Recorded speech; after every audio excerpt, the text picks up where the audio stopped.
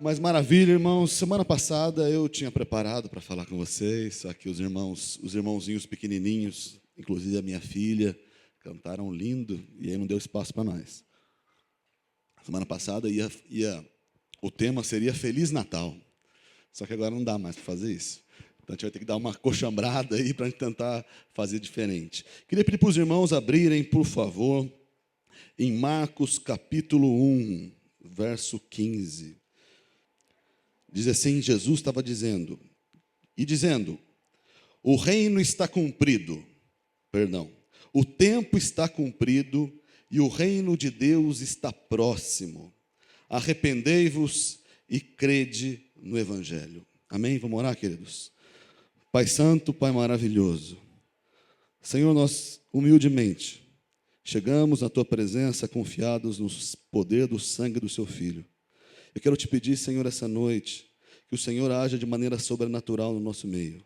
Que não seja só um discurso, uma palestra, mas seja o poder do Senhor transformador de vidas. Em nome de Jesus, eu reconheço a minha total falência e incapacidade, mas eu reconheço o seu poder, que apesar de mim, é possível e é poderoso para transformar quem quer que seja.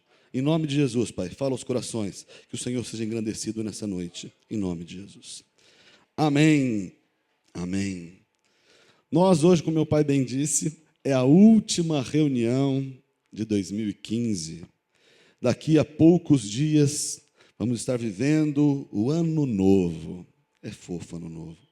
O Ano Novo vem com novas esperanças. E aí eu já ouvi pessoas falando assim, eu estou doido para acabar o ano, porque o ano que vem tudo vai ser diferente. Legal. Quem aqui espera um 2016 melhor que 2015? Diga amém. Amém. Pode esperar, sim, não tem problema não. Mas o problema é que a virada, desculpa, irmão, não vai solucionar os seus problemas. Chato, né? Não é porque os astros vão mudar de posição pela virada do ano que vai começar um novo ciclo na sua vida. Ah, não. Desculpa aí, querido. Não é que vai ter novas oportunidades a partir de 2016, uma nova etapa. Não. De quinta-feira que a gente vai viver, começa a sexta, mesmo jeito. Continua a nossa querida Dilma aí, não sei por quanto tempo, a situação está como está, Zika vírus, etc. Estamos na luta aí, mas não muda porque mudou o ano, o calendário. Só muda o calendário é verdade. 2015 para jogar fora, pega um novo, 2016. Maravilha, mas a nossa conversa hoje é que é possível existir uma mudança de verdade. E essa mudança passa necessariamente pela presença e pelo reinado de Deus na nossa vida. Muito sério. Sem Deus, sem Jesus, tudo que a gente espera de 2016 é só pensamento positivo e autoajuda. Agora sim, tudo novo. Ah, não, querido. 2016... nós esperamos boas notícias, mas a maior boa notícia é aquela que vem anunciada pelo Senhor. Que a gente vem falando aqui agora, e fala o seguinte, hoje vai trabalhar em cima dessa passagem de Jesus, uma passagem curta, mas profunda, que começa, o tempo está cumprido. Em outras palavras, Jesus chega e fala, o grande dia chegou. Está na hora. Esse é o momento que vocês estavam esperando. Sempre que eu lembro de alguém que está esperando alguma coisa, eu lembro de Jacó. Jacó que queria casar com Raquel, e aí ele fez um acordo com o pai de Raquel, Labão, queria trabalhar 7 anos por ela, para que ele pudesse casar com ela. E aí depois, em Gênesis capítulo 29, verso 20, não precisa abrir não. Ele fala, Jacó trabalhou todos esses anos, que pareceram poucos dias, tamanho o amor que tinha por ela. Olha que coisa fofa. Ele esperou, e quando chegou o grande dia, ele chegou, poxa, agora é o meu dia, 7 anos, vem no papai agora. E aí quando chega lá, ele recebe a irmã de contrapeso. A irmã chega no lugar, e depois ele teve que trabalhar mais 7 anos. Um homem que perseverou, estava esperando, mas... ele estava esperando a bênção do casamento, mas teve que esperar 14 anos para isso se concretizar. Quem tem grande dificuldade de esperar, além de todos nós, são as crianças. Se você tem um presente para dar para uma criança, ou uma viagem, ou uma notícia, a criança fica desesperada para que chegue logo. Os filhos do Felipe tem 3 lourinhos que rodam aí, meu irmão, espetáculo de criançada. Outro dia, ele ia viajar para a Olímpia. E aí ele chegou e falou o seguinte: eu vou acordar 5 horas da manhã, e aí eu vou enfiar a criançada no carro, e eles vão dormindo daqui lá, porque são 6 horas de viagem, 7 horas, e quando eu chegar lá, eles vão estar acordando, coisa linda. Aí pôs a criança no carro, rodou alguns quilômetros, e todo mundo estatelou. Ansiedade. Chegou, pai? Já chegou? E aí foram daqui lá com aquela ansiedade. O que seria mais rápido se simplesmente eles dormissem, se eles descansassem. Foi muito mais árduo, mais difícil, porque eles acordaram, ficaram ansiosos. A minha filha também, semana retrasada, a gente foi fazer ultrassom para saber qual é o sexo do meu bebê. Oh, coisa linda, fofo. João Pedro, em nome de Jesus. E aí ele estava lá, e a minha filha sabia que era no outro dia. Minha filha gosta de uma cama. Ela costuma acordar, porque a nossa vida é muito corrida, costuma acordar tipo 11 horas, meio-dia. E naquele dia, pela ansiedade do momento, 6 horas da manhã ela estava lá já, esperando, ansiosa por aquele momento. Mas é assim na nossa vida também. Muitas vezes nós estamos esperando muitas coisas. Nós queremos que passe logo o tempo, mas a ansiedade acaba atrapalhando. E parece demorando ainda mais, porque nós estamos ansiosos. As noites, que são as dificuldades, os problemas, ficam cada vez mais longos, porque nós ficamos ansiosos. Ao invés de descansarmos em Deus, como essas criançadas, que só dormir, se acordava estava pronto. E isso vai fazer com que a espera se torne muito mais suave, e nem percebamos o tempo passar. Precisamos parar de ficar ansiosos e entender que a espera e a solução dos problemas não vão chegar se nós ficarmos ansiosos, não vai antecipar.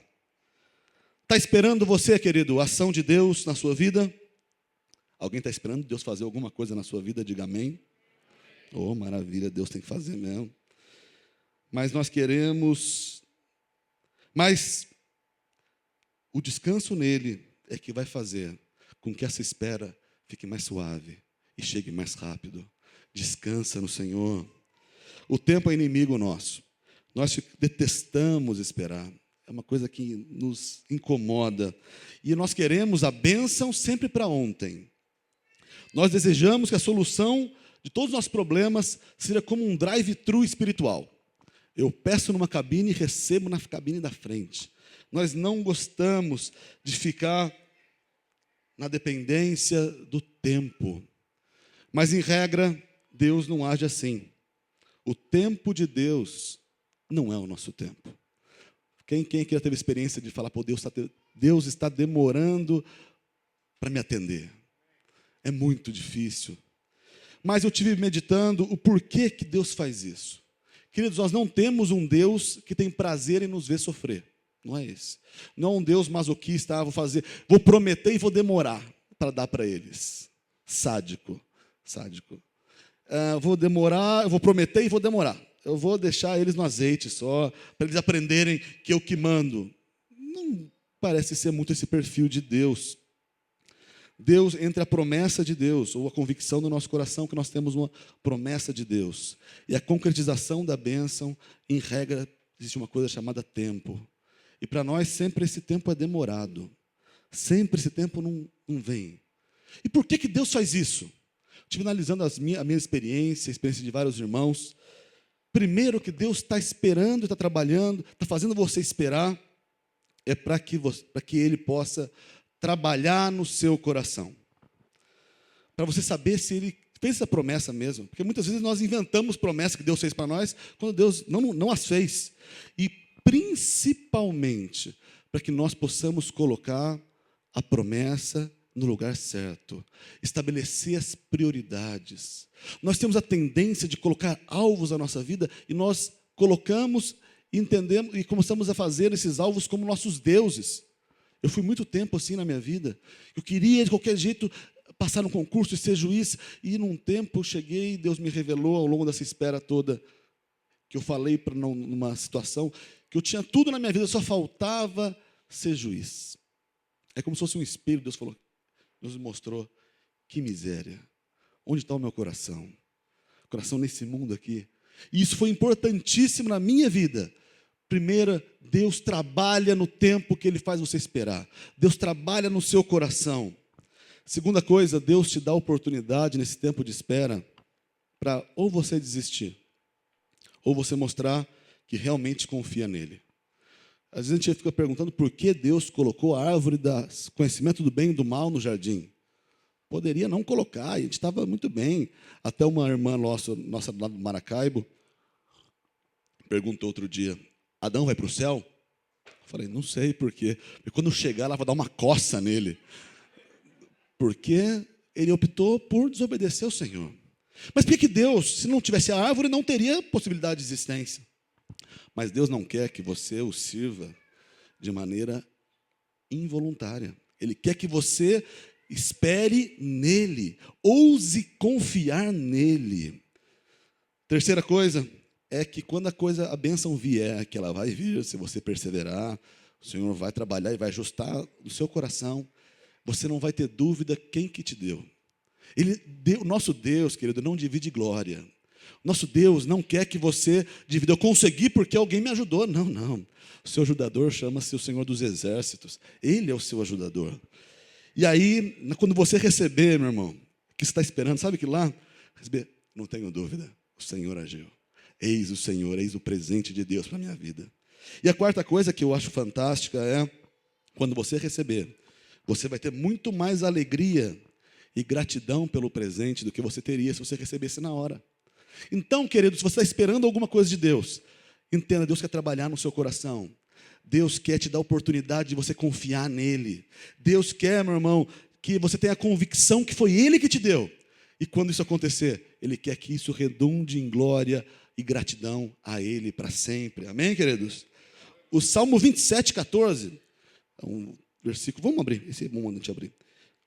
Não abrir muitos, mas esse aqui é legal. Estamos falando nesse primeiro momento que Jesus falou, só para dar um link na nossa conversa, o tempo está cumprido. Ele está falando lá que tinha chegado a hora. Estou falando que às vezes a gente tem dificuldade de esperar a hora chegar na nossa vida.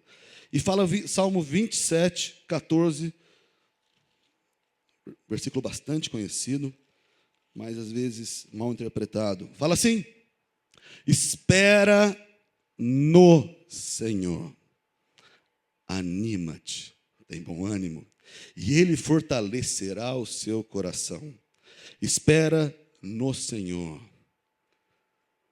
pois no Senhor. Espera pelo Senhor, o texto diz. Espera no Senhor. Muitas vezes, convido algumas pessoas para ir em casa, a gente pede uma pizza. Normal, e é um hábito saudável, o Lucas sempre pede para fazer isso. O Lucas não gosta muito de pizza, né? Mas ele pede sempre para comunhão entre os irmãos. E aí às vezes, chega um casal, a gente começa a trocar ideia, conversar, e dividir o que Deus tem feito, dividir a ansiedade. E a gente pede a pizza, e nisso a gente vai conversando, vai se relacionando, vai gerando intimidade. Nós nem percebemos, daqui a pouco está o benditinho lá, com aquelas redondas cheirosas lá, que é um motivo de grande alegria. Isso é uma situação parecida conosco.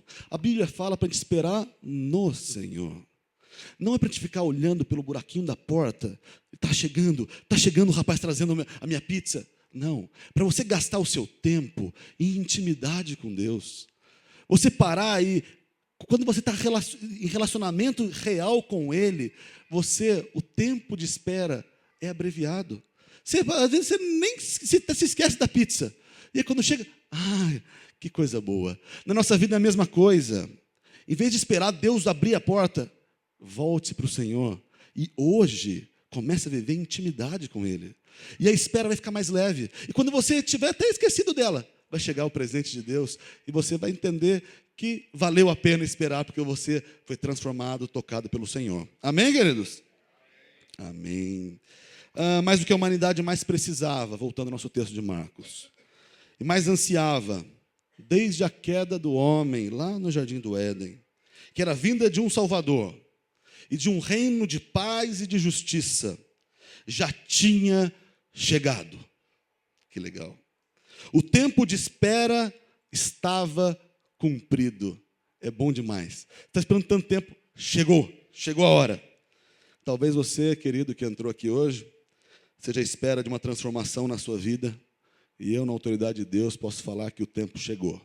Em nome de Jesus, que hoje seja um marco na sua experiência. Hoje é o tempo de Deus querendo se revelar a você, em nome de Jesus. Mas ele continua o texto e fala, o reino de Deus está cumprido. É isso que ele fala, o tempo está cumprido. O reino de Deus está próximo. Parece contraditório. Ele fala que está cumprido, mas está próximo. Próximo no sentido de estar ao alcance das mãos. Estar disponível. Reino, que usa aqui reino de Deus, no grego é a palavra basileia. Basileia traz a ideia de governo, reinado, senhorio. E quais características desse reino? Primeira característica importante, que o reino de Deus está disponível para você, meu irmão. Ele não é desse mundo, disse Jesus lá em João 18, 36. Jesus fala para Pilatos, o meu reino não é desse mundo. Se fosse, os meus servos lutariam por mim. Mas o meu reino não é desse mundo. Cuidado, irmão, que as pessoas aí, e várias igrejas por aí afora, querem estabelecer o reino aqui. Querem que você seja acima do bem e do mal nessa terra. Mas o reino de Deus não é desse mundo. O reino de Deus, Deus vai te dar coisa, Deus vai abençoar a sua vida. Mas esse não pode ser o foco principal da sua vida. O foco principal é o reino que não é daqui. Outra coisa, ele não vem lá em Lucas capítulo 17, verso 20, fala que o reino de Deus não vem com aparência visível. Não é que o reino de Deus não é pertencer a uma igreja. Entenda isso. Ele fala em Salmo 145, verso 13, que o reino de Deus é um reino eterno, nunca tem fim. Coisa maravilhosa. E em Hebreus capítulo 12, verso 28, fala de um reino que não pode ser abalado. É um reino que não se abala por Zika vírus. É um reino que não se abala por impeachment. É um reino que não se abala por corrupção. É um reino inabalável do Senhor. É maravilhoso isso. E todo reino que existe, até aqui na terra, traz consequências para aqueles que estão vinculados a esse reino. Principal, traz benefício e proteção para o seu povo. O reino República do Brasil traz, por exemplo, aqueles mais pobrezinhos, principalmente do Nordeste, os programas sociais. É um benefício que traz para eles.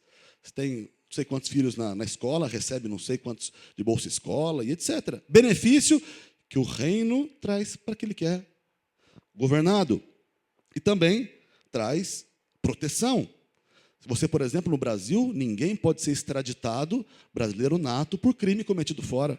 Cometeu fora, o Brasil fala, esse é meu, eu que disciplino esse aqui. Recebe, quem está sob um reino, recebe benefício e recebe proteção.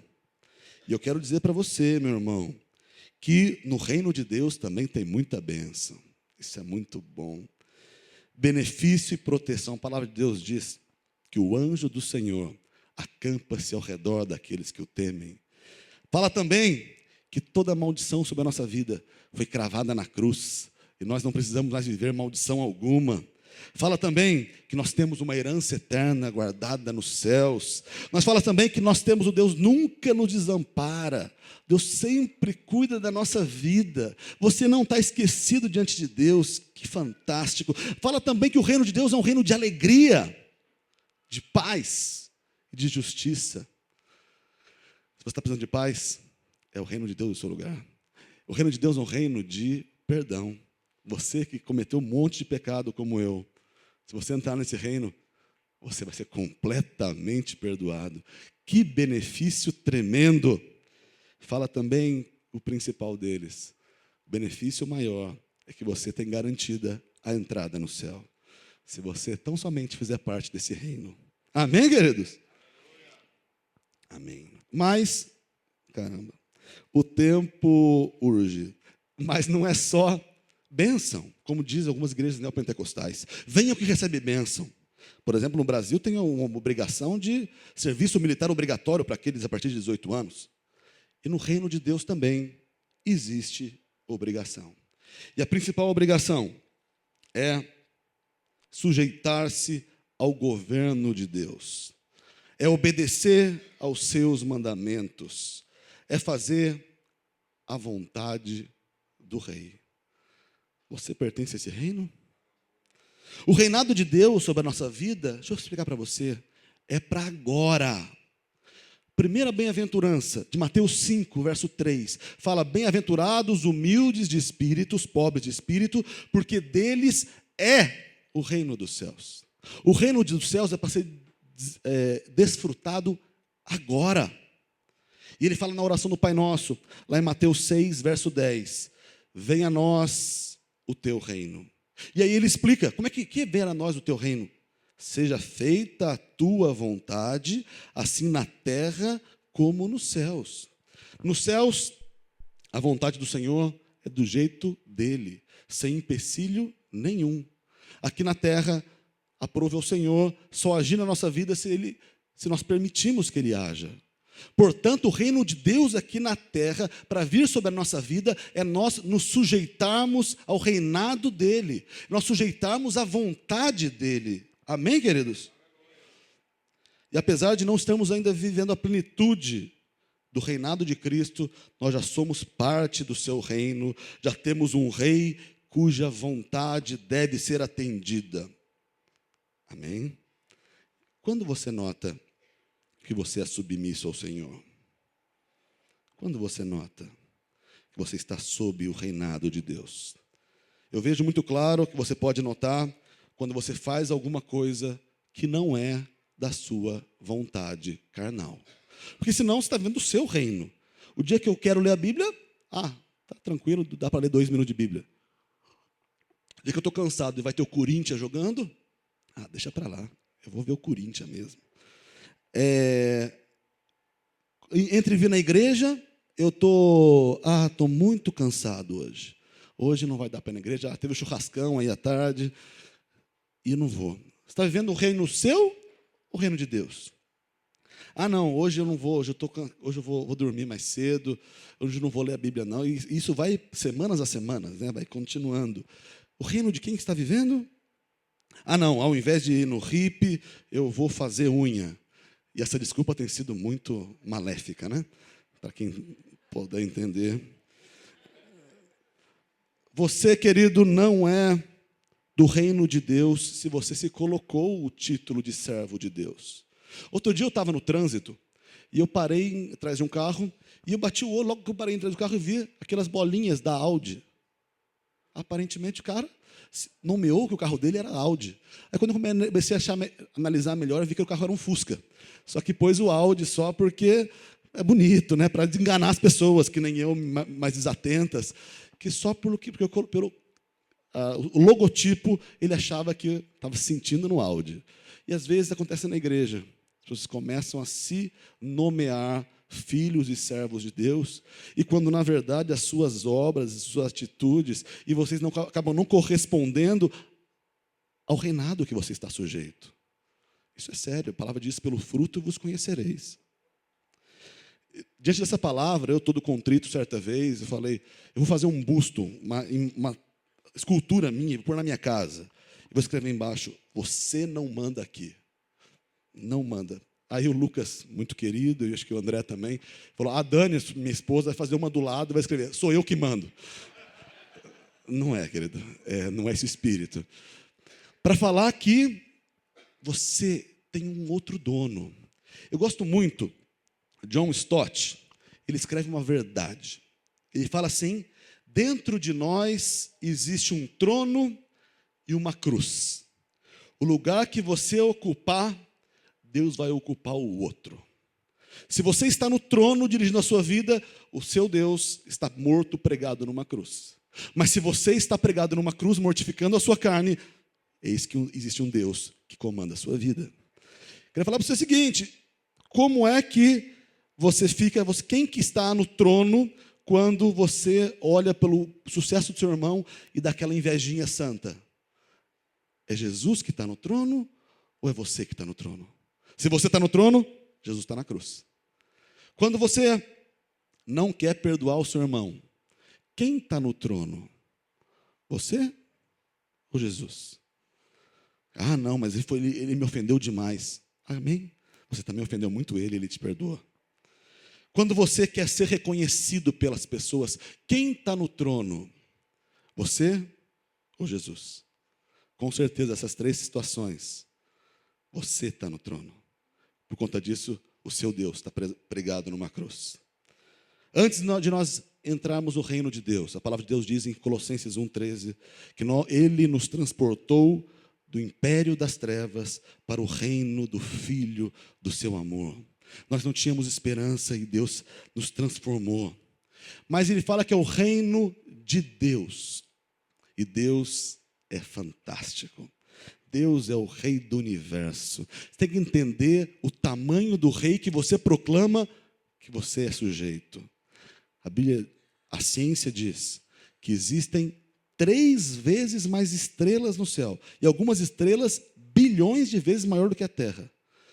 3 vezes mais do que todos os grãos de areia dos desertos e das praias de todo o mundo.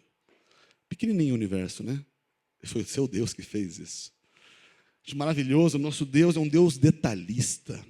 É um Deus em Jesus fala, até o cabelo da sua cabeça está contado. Coisa menor que existia naquele momento, que era um fio de cabelo. Deus fala, o rei, o Senhor dos senhores, ele cuida desse detalhe pequenininho.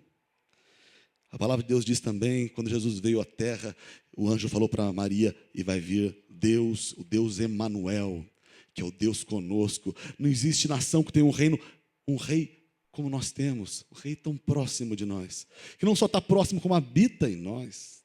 Maravilhoso, um Deus de amor, que o que ele tinha mais importante no universo, que era o seu filho, ele deu para que você pudesse estar com ele.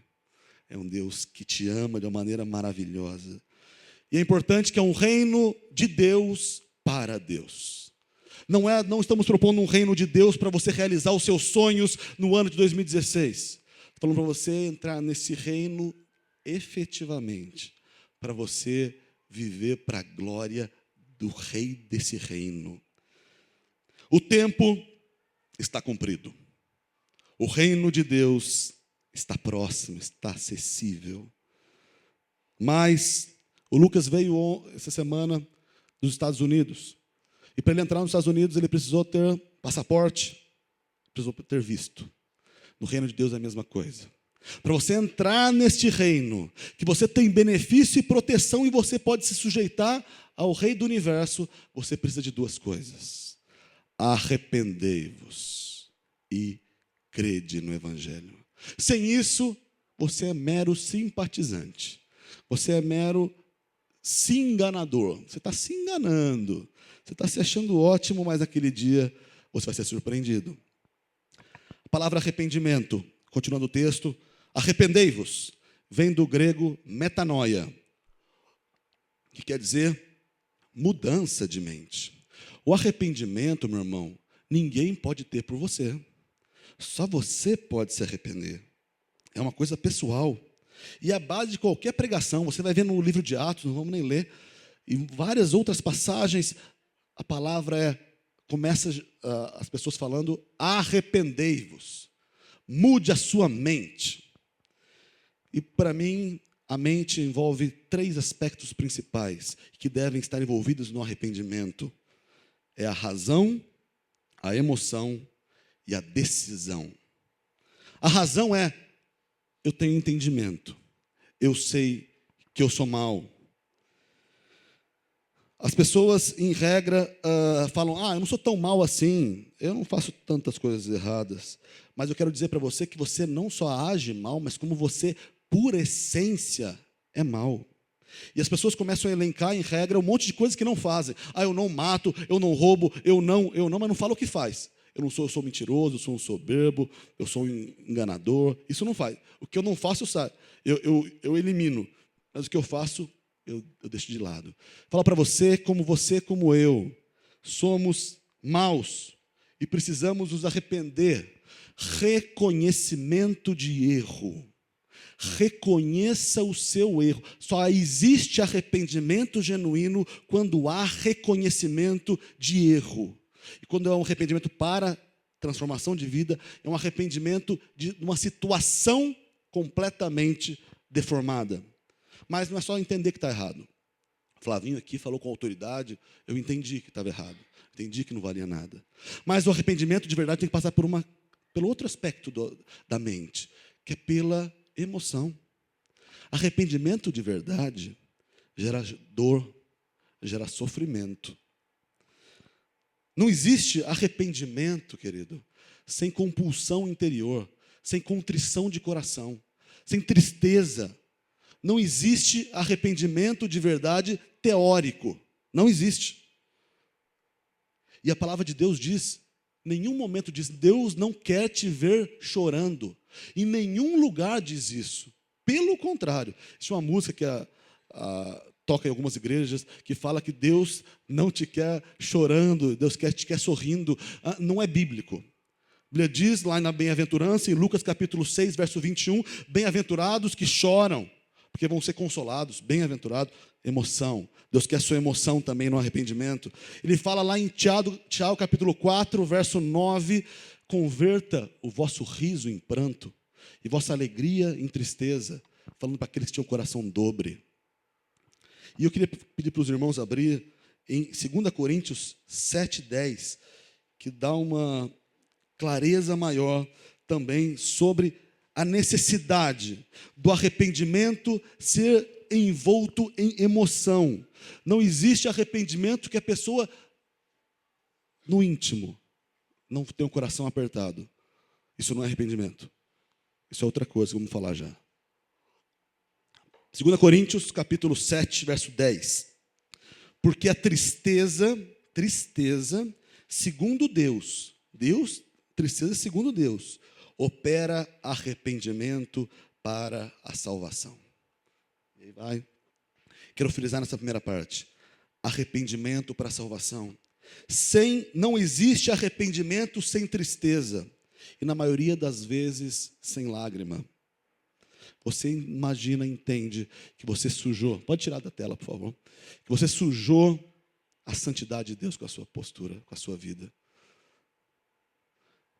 Se perdeu aí, Daniel? 2 Coríntios 7:10. Depois você acha em casa. E a terceira coisa que falamos, que os aspectos do arrependimento, entende que você errou, reconhece o erro, tem tristeza, pesar pelo que fez.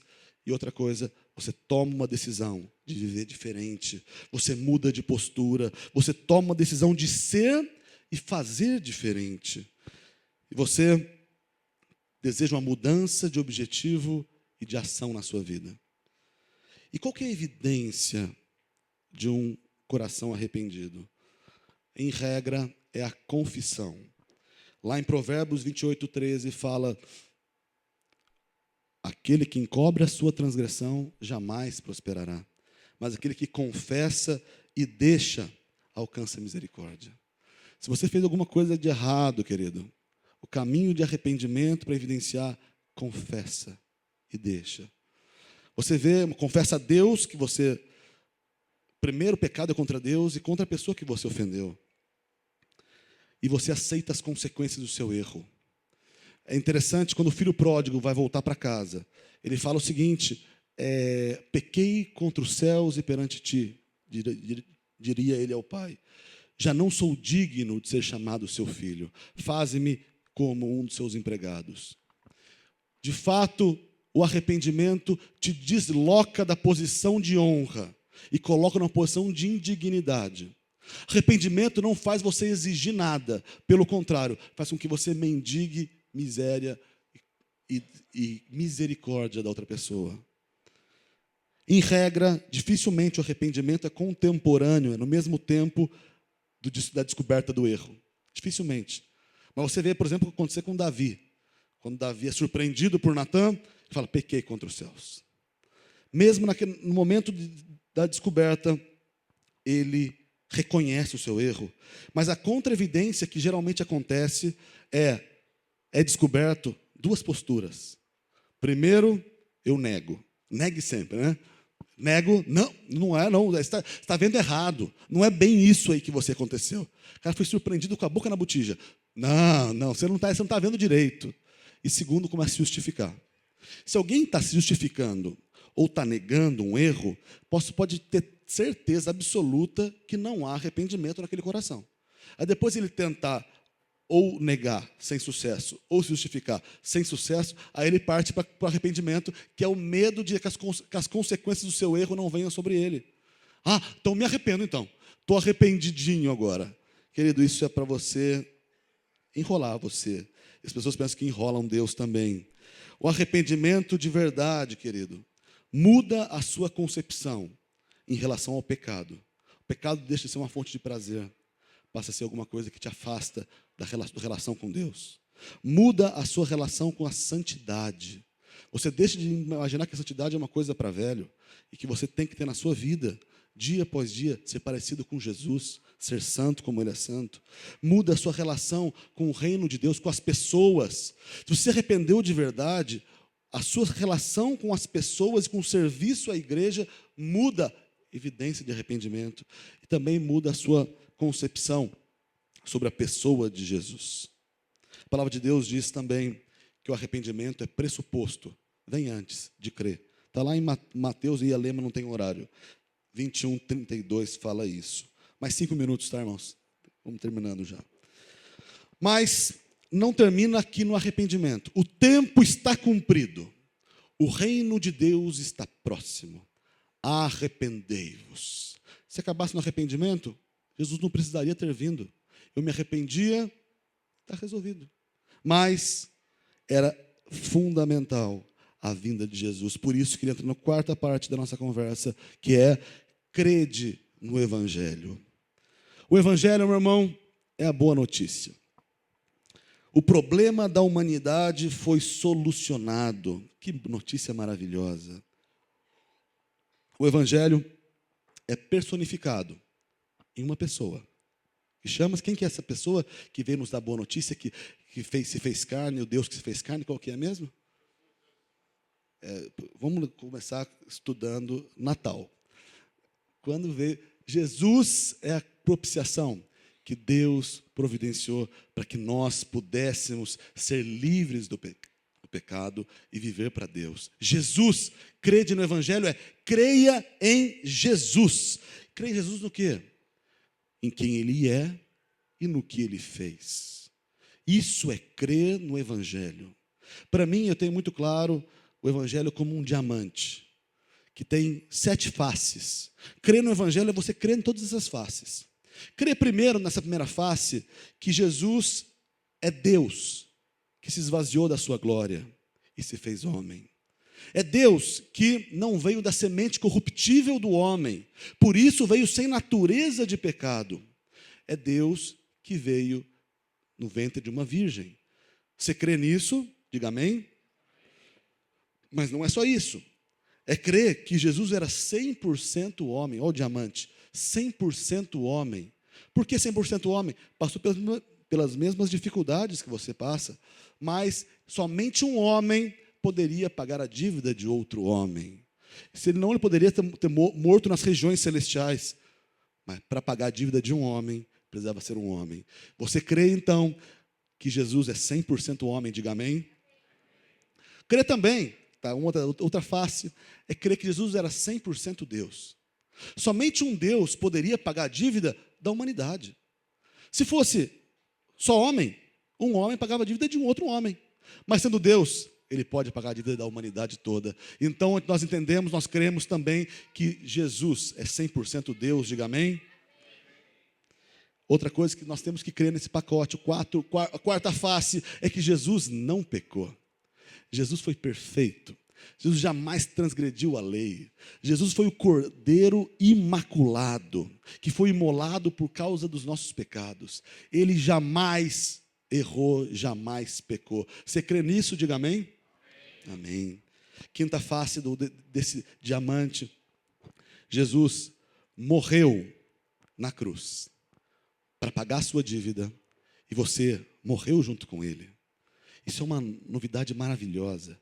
Tudo que você deve de pecado que você até hoje cometeu, Jesus, ao morrer na cruz, pagou completamente a sua dívida. Se você crê nisso, você crê em Jesus. Você crê nisso? que Ele morreu na cruz por você e com você. Sexto ponto, Jesus, que foi morto, Ele ressurgiu. A morte não conseguiu detê-lo. A morte foi vencida. E Deus aceitou o sacrifício de Jesus. Você crê que Jesus está vivo, querido? Eu tenho certeza disso. E a última coisa que você tem que crer nesse diamante, que é crer no Evangelho, é crer que esse Jesus, Ele vai voltar e implantar o seu reino sem empecilho nenhum. E que você, se você crer, vai ser participante disso. De um reino efetivo e sem empecilho. E isso Ele está para voltar. Você crê nisso? Diga amém. Mas é importante, mais 3 minutos, que a gente entenda que o crer no Evangelho exige exclusividade. Exige exclusividade. Como a gente falou, nós não somos exclusivistas. Essa igreja não é a detentora, mas Jesus sim. Não existe evangelho de crer no Evangelho. Eu creio no Evangelho e creio também em Maria e Nossa Senhora. Eu creio no Evangelho e creio também em reencarnação. Errado. Eu creio no Evangelho e creio também nas doutrinas de uma igreja X ou Y para ser salvo. Errado. O reino de Deus, ou você crê completamente no Evangelho, ou você não crê nele. Não existe como você ter pé em 2 canoas. O último texto que eu queria pedir para os irmãos abrirem é Mateus capítulo 13, que ele fala sobre isso. Mateus 13, 44, que diz assim, não vou esperar, desculpa, irmãos. Também o reino dos céus é semelhante a um tesouro escondido num campo, que um homem achou e escondeu. E pelo gozo dele vai, vende tudo quanto tem e compra aquele tesouro. Ele vende tudo quanto tem. Ele abre mão completamente de tudo. Só 2 ilustrações sobre o que é de fato crer. Existia um alpinista que ele queria chegar no cume do monte do Aconcagua, e ele estava indo sozinho, porque ele se achava muito bom. E dado o momento, estava à noite, ele estava chegando lá, ele escorregou. Ele começou a cair, e aí ele geralmente usa uma cinta, uma corda. Ele foi travado, no finalzinho ele foi travado, e aí ele não caiu no chão. E aí ele ouviu uma voz que dizia assim, corta. E aí ele, como? Cortar, vou me matar? E ele não cortou. E a voz dizia de novo, corta a corda. E ele não cortou. No dia seguinte, as equipes de busca foram e encontraram ele numa altura, preso numa corda, a menos de 2 metros do chão. E morto, agarrado na corda. Quero dizer para você o seguinte, que eu estou falando para você. Corte toda a tradição, tudo que você aprendeu até hoje. E ouse crer no Evangelho como única fonte de salvação. Porque se você se agarrar nisso, nós vamos encontrar você, no final dos tempos, presinho nas suas tradições, na sua corda. Só que vai estar mortinho da Silva. E vai ser terrível. E outra questão que mostra que é fé de verdade. Por volta dos anos 1900, nas cataratas do Niágara, tinha um alpinista que era muito bom. E ele vinha e atravessava de um lado para o outro com aquela corda lá, aqui em cima daquela slackline lá, e passava de um lado para o outro, em maravilha. E num dia, o parceiro dele não foi. E aí, estava um monte de gente lá, e ele perguntou para uma das pessoas, você acredita que eu posso voltar até lá? Acredito, creio. Você acredita que eu posso voltar até lá com alguém em cima de mim? Sem dúvida, você já fez isso, faz parte do seu show. Então ele falou, então sobe nas minhas costas, que a gente vai chegar do outro lado lá. E o cara não quis. Eu digo o seguinte, que a fé, o crer no Evangelho, envolve o risco de você abrir mão de tudo para confiar na palavra de Deus. Creia no Evangelho, querido, que você vai chegar com certeza a Porto Seguro. Concluindo aqui, irmãos, chegou o tempo. Chegou o tempo está cumprido. E hoje, se ouvirdes a voz do Senhor, não endureça o vosso coração. Amanhã pode ser tarde. Segundo, o reino de Deus está disponível, está próximo. Saia do seu reinado egoísta e se sujeite ao senhorio de Deus, em um reino que nunca perecerá. Querido, amanhã pode ser tarde. A Bíblia diz que buscai o Senhor enquanto se pode achar. Invocai-o enquanto está perto. Não deixe essa decisão para um dia futuro. Terceira coisa, arrependa-se. Saiba que a sua vida está errada. Tenha tristeza por quem você é. E queira tomar uma decisão de deixar essa vida. Queira pôr fim nesse ciclo de vida, que não vai se encerrar com a virada do ano, mas vai se encerrar com a mudança de reino da sua vida. E por fim, creia no Evangelho. Tenha fé exclusiva em Jesus, no que Ele é e no que Ele fez por você ao vir na terra. A palavra de Deus diz em 2 Coríntios 5,17, aquele que está em Cristo, nova criatura é. As coisas velhas já passaram, e eis que tudo se fez novo. Portanto, irmãos, um novo começo de verdade. Somente é possível se pertencermos ao reino de Deus, onde somos regenerados pelo Espírito Santo e renovados dia após dia pela ação do Senhor, para que a gente possa viver o ano aceitável do Senhor, o ano que Deus quer viver, que não é 2016, necessariamente. É o ano por conta da vinda do Senhor. É o ano que Deus aceita. Logo, não adianta falar ano novo, vida nova. Precisamos falar vida nova, ano novo e aceitável diante de Deus. Amém, queridos? Todas as expectativas que você tem, você pode não tê-las cumprido em 2015, mas se você se voltar ao reinado de Deus, pode ter certeza que todas as expectativas de Deus sobre você vão se cumprir.